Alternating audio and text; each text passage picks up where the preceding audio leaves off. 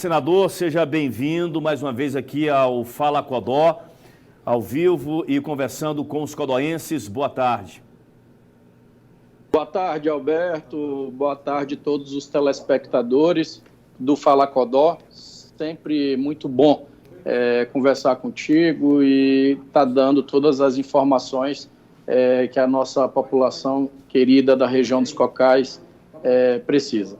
De já eu quero aqui desejar um feliz 2022, tá? Para todas as famílias, um 22 de muita conquista, de muita energia, mesmo com todas as dificuldades que nós começamos o ano, debaixo de pandemia, a gripe da influenza, as enchentes, infelizmente atingindo aí dezenas de cidades no Maranhão, centenas de famílias maranhenses, mas claro que nós, como cristãos, temos que estar sempre muito convictos de que nós precisamos estar acreditando no nosso Supremo, né, ser que é o Deus que cuida de todos nós e que com certeza abrirá os caminhos para dar uma luz para todas essas famílias e para os angustiados que tanto precisam nesse momento do seu emprego, da sua atenção, claro, e das condições para cuidar da sua família.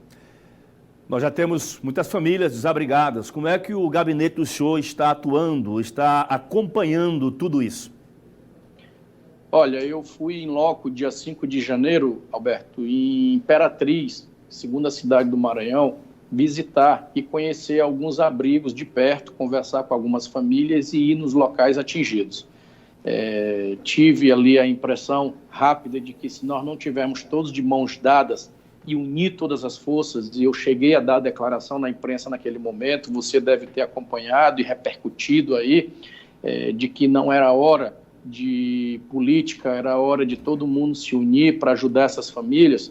Ela foi justamente colocada em prática. Fui até de forma covarde agredido por alguns setores que tentaram fazer dos meus movimentos ações políticas, que claro que a população sabe que eu sei separar as coisas e que jamais eu irei entrar nesse tipo de debate e jogo sujo, que foi a tentativa de colar em mim a pecha de governista bolsonarista, porque eu procurei o ministro da Saúde para pedir ajuda. Ora, como senador da República, eu tenho que procurar o ministro da Saúde para pedir ajuda.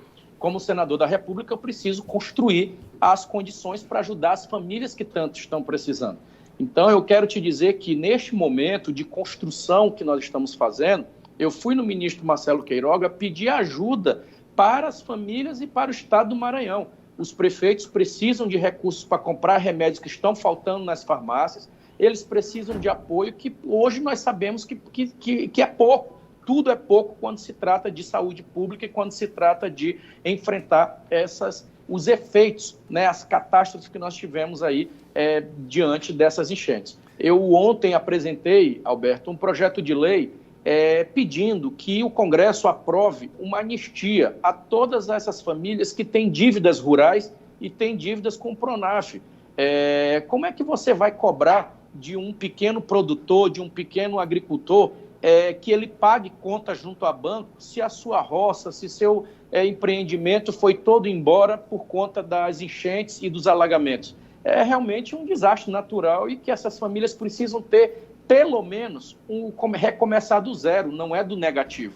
Então, eu estava ontem mesmo, já estamos estudando para apresentar hoje junto à ANEEL e caso ela não aceite administrativamente, eu já estou com a minha equipe preparando uma ação judicial para que também os consumidores das áreas atingidas, eles possam ser anistiados das suas contas. Como é que uma casa que está debaixo de água, ela vai chegar a conta lá de água e esgoto e vai chegar a conta de energia atrasada desse cidadão? Ora, se ele está sem condição de morar na sua casa, ele vai pagar a conta de energia e conta de luz, de iluminação pública, não tem um mínimo de sentido. Então, é nesse espírito público, nesse espírito que nós estamos aqui convidando e convocando as pessoas para que se mobilizem. Você tem ideia, a FAMEM, a Federação dos Municípios do Maranhão, ela está fazendo uma campanha importante de arrecadação de alimentos, de arrecadação de materiais de limpeza para ajudar as cidades atingidas. E a iniciativa privada, as pessoas estão todas, Alberto, se mobilizando para dar a sua contribuição. E eu tenho feito isso também, dei minha contribuição, estou ajudando e correndo atrás de criar as condições para ajudar essas regiões, ajudar essas famílias que tanto precisam. Em relação ao seu encontro com o ministro, a gente pôde observar, o senhor já citou aí, pensamento mesquinho, né? Um pensamento pequeno, cabeça de alfinete, grandeza da sua parte do ministro que deixaram o ranço político de lado por uma causa nobre. E se precisar, claro, o senhor conversa com o presidente, o senhor conversa com Ciro Nogueira, não importa. O que está à frente aí é o interesse do Brasil, em especial do povo maranhense, senador? Mas é claro, você veja só, um estado pobre como o do Maranhão, eu vou estar discutindo ideologia num momento de crise desse. A ideologia eu vou discutir lá na eleição. Agora eu quero saber o seguinte, o povo, a maioria elegeu o atual presidente, não fui eu não votei nele, eu votei no Haddad, eu sempre votei no campo nosso da progressista.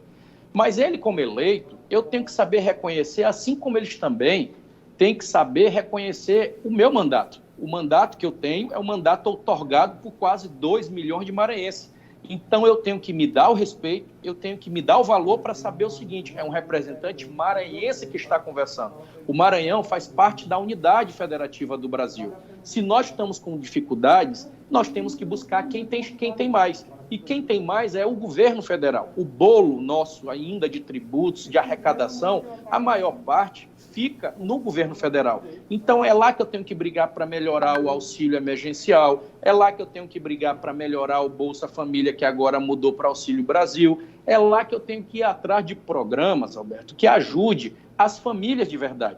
Como é que o cidadão lá no povoado quilombola, em Codó, vai querer entender que eu não fui pedir ajuda para o governo federal porque eu não gosto do presidente Bolsonaro? Isso não tem sentido. Eu não voto nele. Acho que é um erro o Brasil reeleger ele. Mas isso é opção minha, pessoal. Como senador, eu sento com ele, sento com quem quer que seja para pedir ajuda para o Maranhão. E eu tenho dito isso.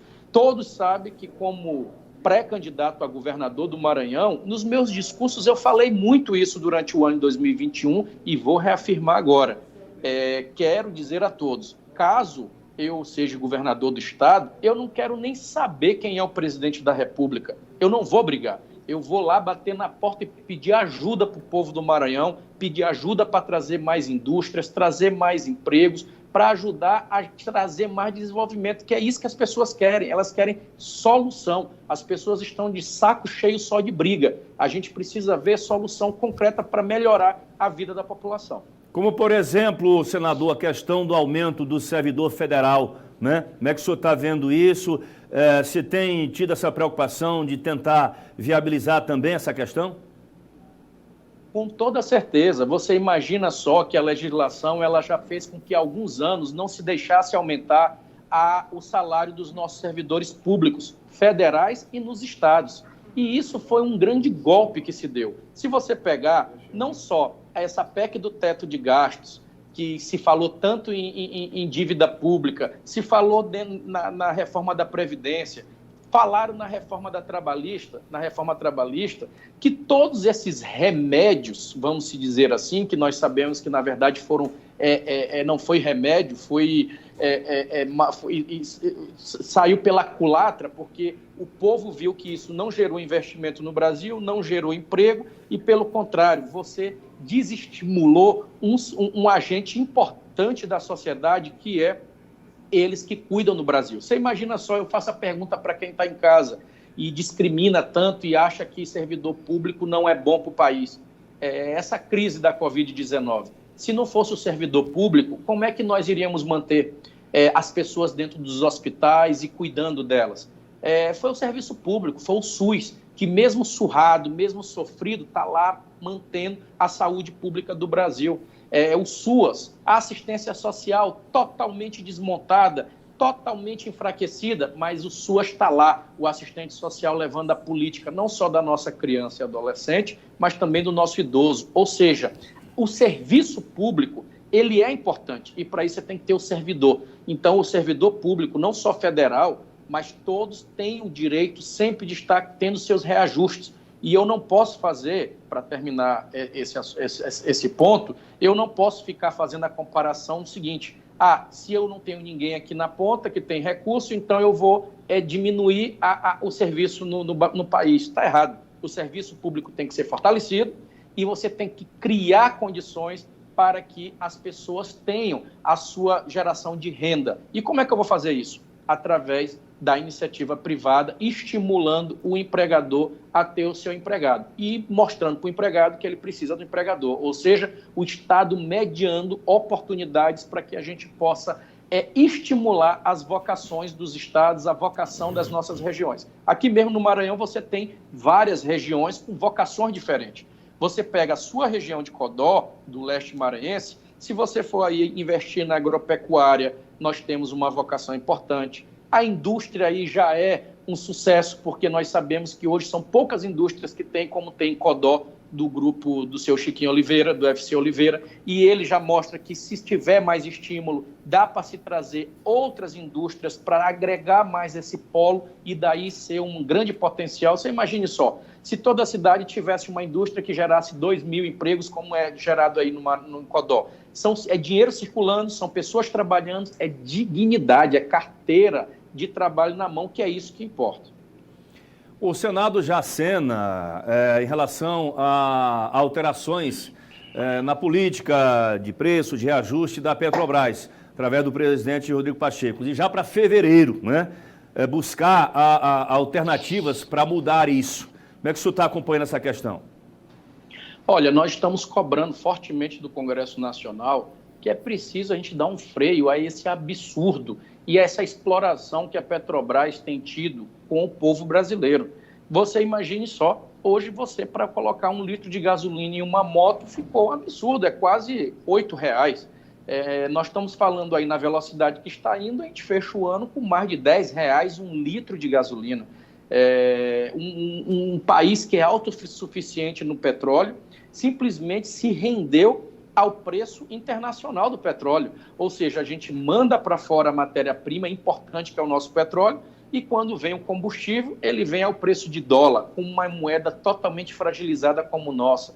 Não dá mais. O Brasil enfrenta de forma séria, construindo refinarias, investindo realmente na nossa matéria-prima para que a gente possa ser autossustentável, ou senão nós vamos continuar se rendendo à economia e ao mercado estrangeiro com a nossa economia e com a nossa moeda totalmente fragilizada. Isso é um grande erro. A nossa economia do país está de mal a pior. Eu tenho dito que o ministro da Economia, Paulo Guedes, infelizmente, ele não entregou o que ele prometeu para a sociedade e isso se tornou uma grande fake news, um grande erro o que eles têm feito na nossa política econômica do país, a começar pelo preço do combustível e do gás, que é um absurdo e ninguém aguenta mais. Bom, 2022 chegou, dia 31 agora é o dia D dos pré-candidatos alinhados ao governador Flávio Dino, mas em especial ao senhor e ao vice Carlos Brandão. Como é que está a sua expectativa em relação ao dia 31, que deve ser batido o martelo, senador?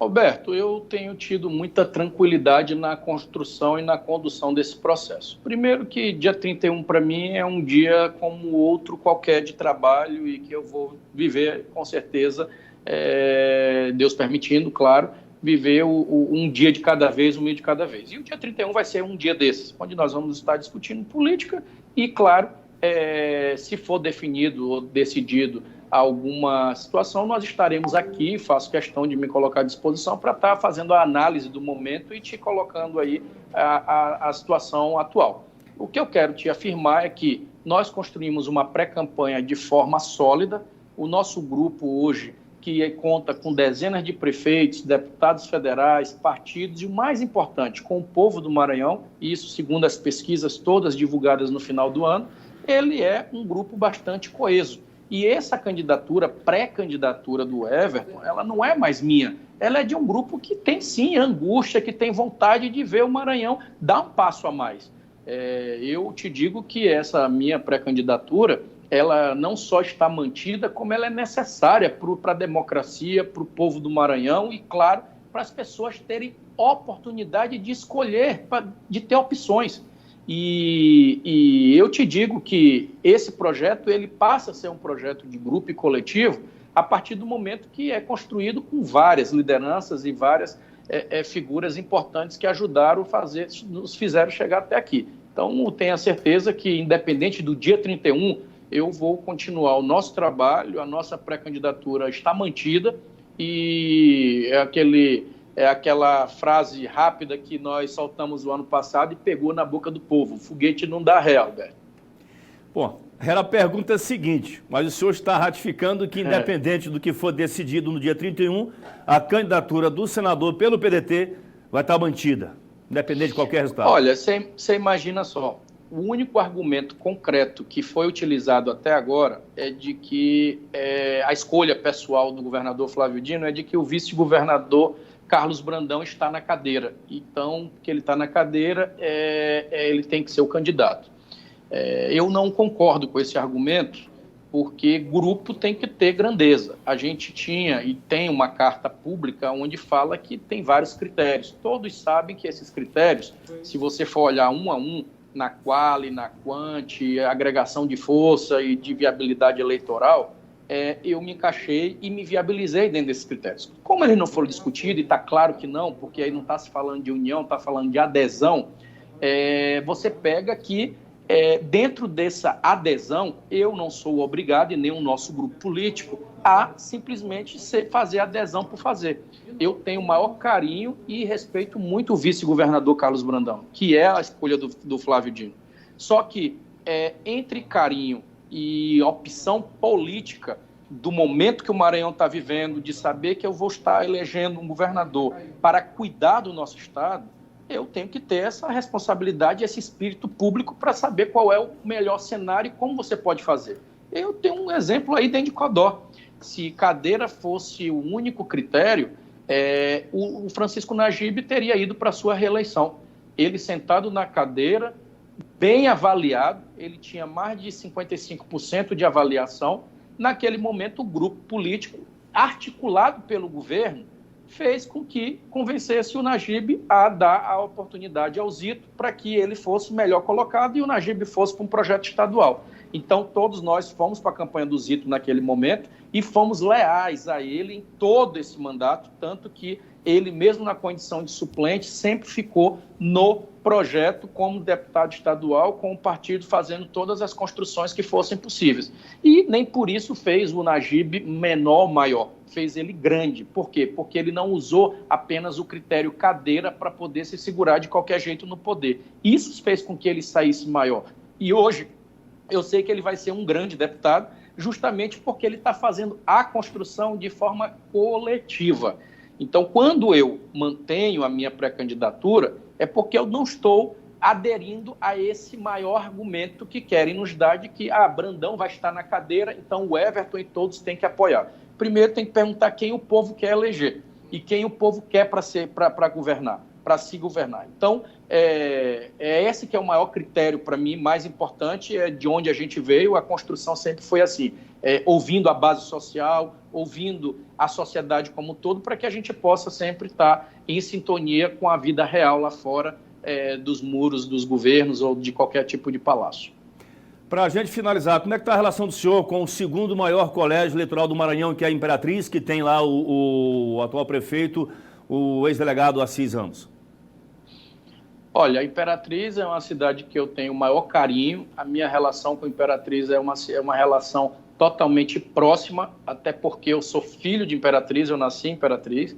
Então, a cidade, a região está numa expectativa enorme, porque sabe que vai ter, pela primeira vez, um governador eleito, filho da cidade, que nós iremos ajudar a protagonizar muito aquela importante região, economicamente, socialmente, culturalmente, para o nosso estado. Então, lá o prefeito Assis me apoia, o ex-prefeito Hildon Marques também nos apoia, o presidente lá da Câmara, Alberto Souza, um grupo forte que não está se rendendo a contos de fadas e nem a conversas fáceis. É um grupo que está lá, assim como a maioria do Maranhão, sabe que, mesmo diante de todas as dificuldades, está mantendo firme do nosso lado, que é assim que deve ser. Agradeço aqui a presença do senhor, tá? Continua essa luta aí, nessa batalha aí pelos maranhenses aí no Senado. Alberto, aproveitar para desejar aqui o feliz 2022 a todo o povo do Codó e de toda a região. te parabenizar pelo excelente trabalho e a credibilidade que você tem construído ao longo da sua vida aí à frente da comunicação, à frente da informação, da boa e da séria, né, da forma séria como você constrói o dia a dia do seu trabalho.